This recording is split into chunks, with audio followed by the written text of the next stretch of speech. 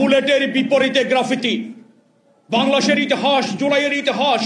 একদিকে বুলেট, তপ্ত বুলেট খুনি হাসিনার, রে পুলিশ ঠেঙ্গারে বাহিনী, গুন্ডা বাহিনী দিয়ে আরেক দিবেগে ছাত্ররা শুধু দ্রোহের গ্রাফিতি আঁকলেন। বাংলার টেকনাফ থেকে তেলতুলিয়া, রূপসা থেকে পাথুরিয়া, ঢাকা বিশ্ববিদ্যালয়ের প্রতিটি হলে হলে দালাল বিসিরি বাসভবন থেকে শুরু করে সর্বত্র যেন গ্রাফিতি। এক যেন অন্য ধরনের বিপ্লব, নীরব বিপ্লব, যে বিপ্লব সৈন্য শাসকের কাঁপিয়ে দিয়ে তার চারকে বিচ্ছিন্ন করে দিয়েছিল। বিশ্বের ইতিহাসে নজিরবিহীন এই ঘটনা। 28 জুলাই এটাও ছিল একটা বিষণ্ণ দুর্বিষয়ক দিন। এই দিনে ঘোষণা হয় গ্রাফিতি কর্মসূচি। আপনাদের খেয়াল আছে, শুরু হয় শিক্ষার্থীদের কাজ। এই দিন আমরা একটা নতুন বাংলাদেশ দেখলাম। কি দেখলাম? সবাই এই রক্তের মধ্যে আনন্দে বিভোর। ছাত্ররা এর কাছ থেকে টাকা নিয়ে রং তুলি কিনলেন, রং মেশাচ্ছেন, দেওয়াল পরিষ্কার করছেন। তারপর যা হলো তা এক কথায় অবিশ্বাস্য, পৃথিবীর ইতিহাসে বিরল। কয়েকদিন ধরে দেশের দেওয়াল জুড়ে স্কুল, কলেজে, বিশ্ববিদ্যালয়ের শিক্ষার্থীরা আঁকতে থাকলেন গ্রাফিতি। কোনটি দক্ষ হাতে, কোনটি একেবারে কচি হাতের গ্রাফিতি। সারা বাংলাদেশ হয়ে উঠলো এক গ্রাফিতি। সারা বাংলাদেশ জেগে উঠলো স্লোগানে, দ্রোহের স্লোগানে।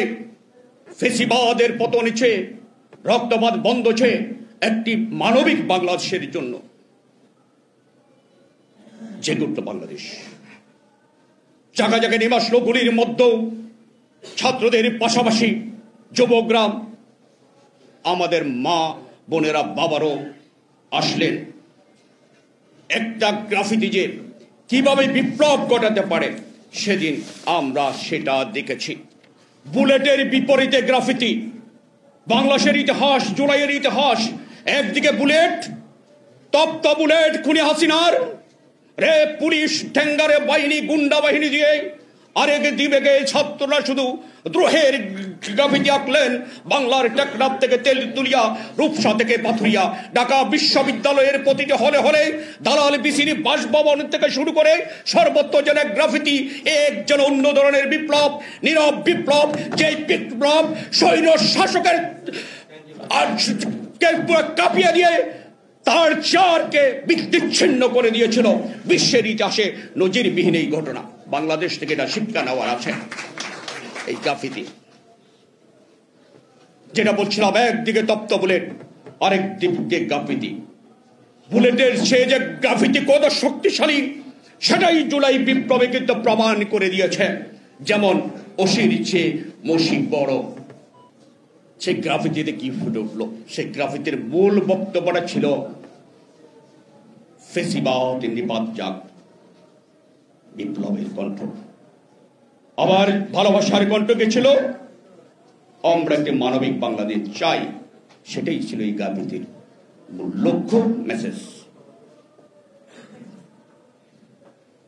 এই গ্রাফিতি থেকে কি দেখলাম আমরা দেখলাম মানুষের বুক থেকে ক্ষোভ লাফিয়ে উঠল। দেয়াল, প্রাসাদের বাজরের পথে প্রান্তরে, বিপণী বিতানের শাটারে, এবং এই যে এক একটি গ্রাফিতি সেটা ছিল কামানের চেয়ে অনেক বেশি শক্তিশালী।